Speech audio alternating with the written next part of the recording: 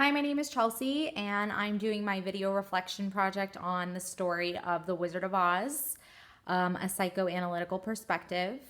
I think that this story is extremely insightful, and it's kind of hard to fit in all that I'd like to within the time frame.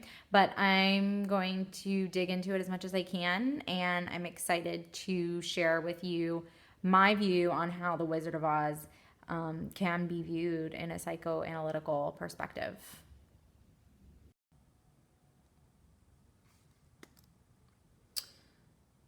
So I'm sure you know the story of The Wizard of Oz, but I'm just going to key into some characteristics of these main characters that I want to point out.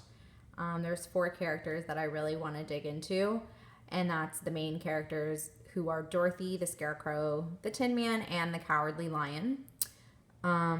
Dorothy is a young girl from Kansas, and she feels like her life is ordinary and she wants something more. She feels like she deserves a better life, and she's just not satisfied with the calm life that she's been dealt. She gets swept away in a twister and gets sent to a land of Oz, which we all knew. She runs into these three characters: the Scarecrow, the Tin Man, and the Lion. And all three of these characters are insecure. The Scarecrow is insecure about his intelligence. He believes that he doesn't have a brain. The Tin Man feels as if he's heartless and wishes to have a heart. And the Lion believes he is cowardly and wishes to be courageous. It's safe to say that all of these characters had a very negative sense of self.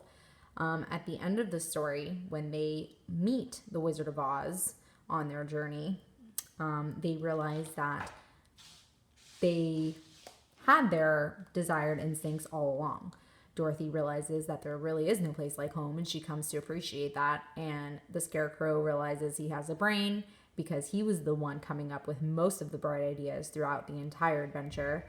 And Tin Man was very empathetic. I mean, in scenes during the movie, we see him crying. He seems to be the most caring out of all of these characters. And lastly, the Cowardly Lion throughout the entire movie was definitely the bravest of all of them. Carl Jung believed that the unconscious was inherited, and he did not believe that it was dependent on personal experience. So, this would argue that all of these characters had their desired instincts all along, and that their journey had very little to do with their coming to find that they had their desired traits all along. Jung would have described their desired unconscious instincts as archetypes. The book describes it as basic units of the collective unconscious, and they function as psychic instincts that predispose us to experience the world in certain universally human ways. So basically, what that means is that these archetypes, which in this case are the instincts of these characters, are predisposed, they're inherited, and they're biological, and that they are not learned. So my question is, was the social experience of traveling to see the Wizard of Oz irrelevant to the personal growth of Dorothy, the Scarecrow, the Tin Man, and the Cowardly Lion? When we dig in and we compare Sigmund Freud to Carl Jung, we see that they both believed that the unconscious was inherited. This was something that they saw eye to eye. Freud was a little different in the sense that he believed that experience within the first 5 years was the most important in adult, and that adult changes in personality were very unlikely.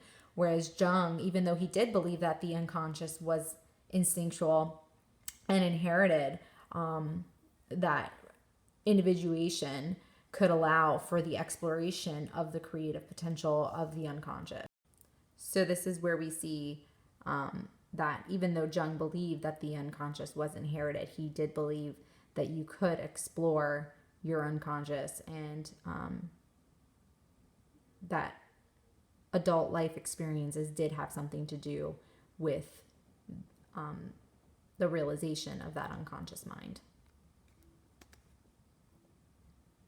Now, Freud would suggest that the reason why Dorothy, Scarecrow, Tin Man, and the Cowardly Lion were not able to consciously recognize their instincts throughout the entire movie until they came to The Wizard of Oz is due to the fact that human behavior is not readily available to conscious thoughts.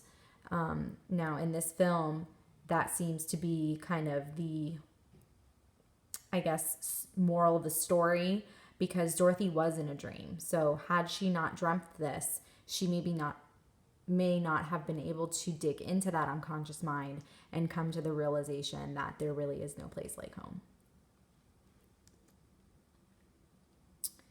My conclusion, whether it be in a dream, through psychoanalysis, or through a magical adventure in the land of Oz, the unconscious mind can be influenced by our experiences. So what I'd like to say about that is, even though this story was Dorothy having a dream, I feel that that dream was so vivid that it was almost like an experience. So I think it's safe to say that I land right in between Freud and Jung, and I personally believe that even though some of our instincts may be pre-wired, I tend to differ and believe that there are things that we can learn and concepts that we can come to believe in adult life.